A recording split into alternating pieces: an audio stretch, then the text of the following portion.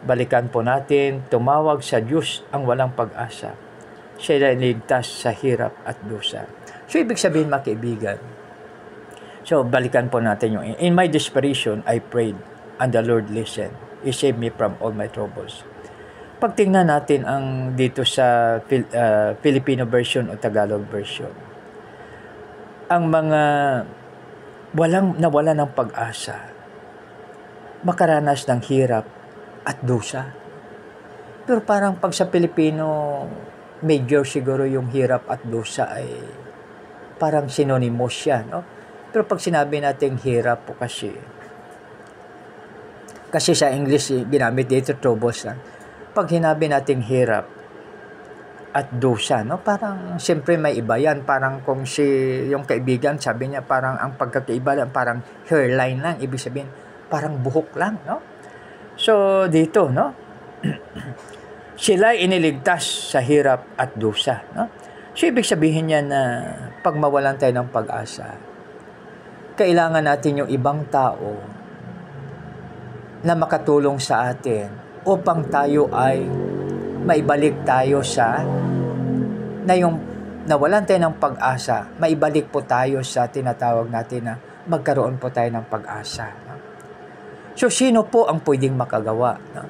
So, siyempre, lahat tayo ay may karapatan na pwedeng gawin niya, na ang nawala ng pag-asa, pwede nating i-share ang ating mga experience. No? Kaya tingnan natin, no? Ngayon may mga association, no? Lahat na may mga membro ng media, may asosasyon, no? Ibig sabihin yung may diabetes, no? Lahat naman na membro ng ganito, mayroon silang grupo kasi ang purpose doon, mga kaibigan, ay upang maibalik ang pag-asa o kaya may-maintain ang pag-asa, no? Na mayroong pag-asa. Kasi mayroong mga testimonials, mga kaibigan, sa mga asosasyon ng mga, halimbawa, may mga cancer, no? So, siya nagsama-sama yan, mayroon silang mga activity. Ang purpose ng activity yan, para i-remind. So, ngayon ang tanong, mga kaibigan, paano tayo makatulong sa mga tao na wala ng pag-asa, na maibalik ang kanilang diwa, na mayroon palang pag-asa, no? Ng hope, no? Di ba sinabi ko po kanina, nakalagay naman sa New Testament, no? Love, faith, and hope, but the greatest of them all is love, no? So, dahil sa love na binigay ni Lord sa atin, without condition na love. So, ibig sabihin, mga kaibigan, na dahil sa love na nasa atin, pag nakita natin yung friends na needs our guidance, needs our help, na para maibalik yung kanyang pag-asa, o kaya may re-inspire siya, no? So, makatulong po tayo, no? So, halimbawa, yung mga men in uniform, halimbawa, nawalan sila ng moral, lalos moral sila, para ibalik ang moral, para i-boost moral nila, no? So, kaya nagsama-sama, mayroong association. Tapos, halimbawa, sa family, halimbawa, nawalan ng pag-asa ang family, no? Hindi pwede na yung sa family mismo ang kundi yung ibang tao, kasi kailangan natin yung third party, no?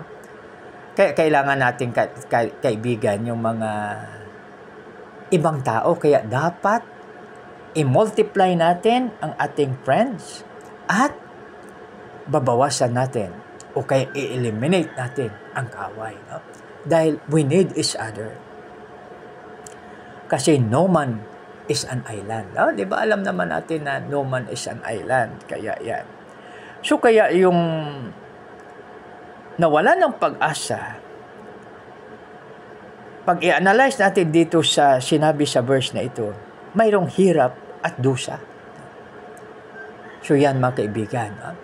So pag mayroong hirap at dusa, napakahirap magka-recover. Subalit pag mayroong mga nakaranas noon, no? So halimbawa, no, tingnan natin yung mga survivors, no, halimbawa sa mga ganito, sa halimbawa yung lahat naman may mga cardiovascular problem, may sila, no? Mayroong silang association din. So ngayon mayroong isang nag-testimony, no? So mayroong isang nag-testify na siya naman ang ginamit para yung diwa ay mabalik o kaya yung hope ay mabalik. No? Mayroong siyang nakausap na isang pasyente ng isa sa magandang hospital natin dito sa Maynila. No? Sabi niya, Brad, ako ay may sakit sa puso. Nagpa-check na ako sa hospital na ito at saka sinabi ko magkano magagastos ko at ganito, operahan ako sa kwan. Operahan ako sa sunod na ganito, ganyan. So ngayon, nag-usap po sila. Tapos na i-share ng may sakit sa puso na yun na operahan. Sabi niya kasi ganito, mayroong tao na sinaktan po ako. Parang hindi ako naka-move on, hindi ko pa siya napatawad hanggang ngayon. No? So ngayon, in-advisean po siya ngayon. Sabi niya, kaibigan, hindi maganda na itatanim mo na parang kawayan ang iyong galit doon sa tao. Patawarin mo na.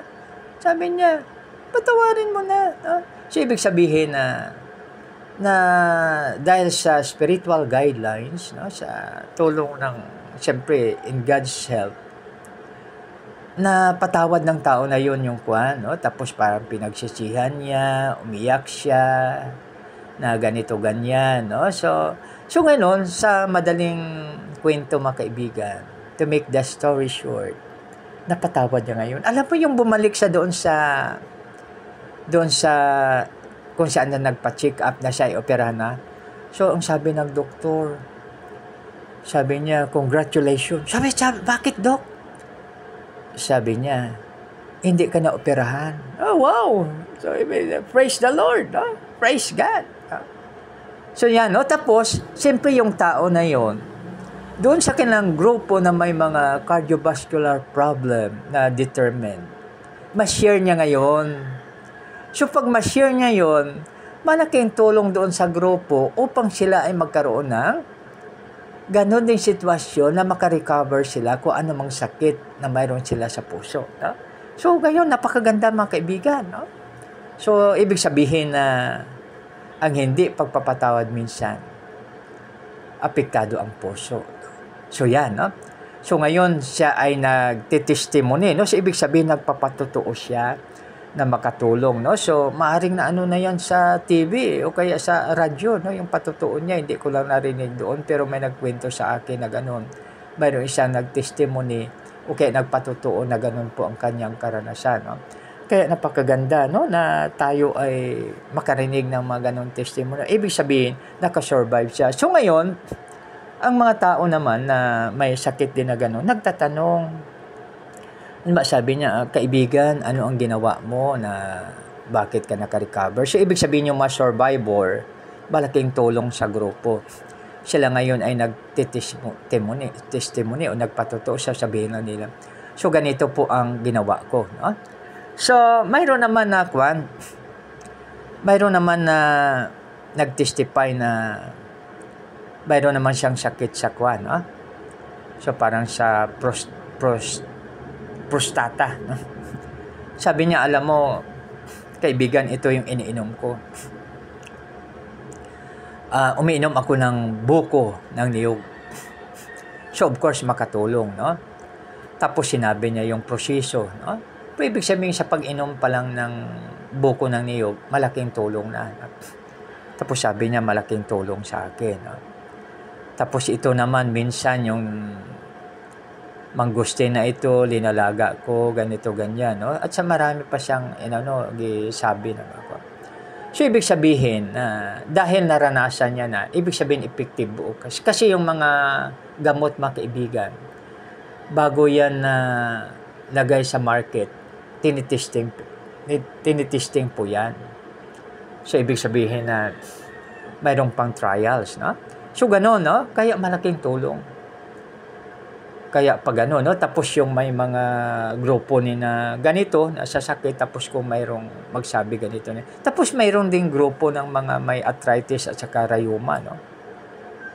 Parang arthritis yata at rheuma, ay lang. Tapos sabi ng ganito, ano ang ginamit mo?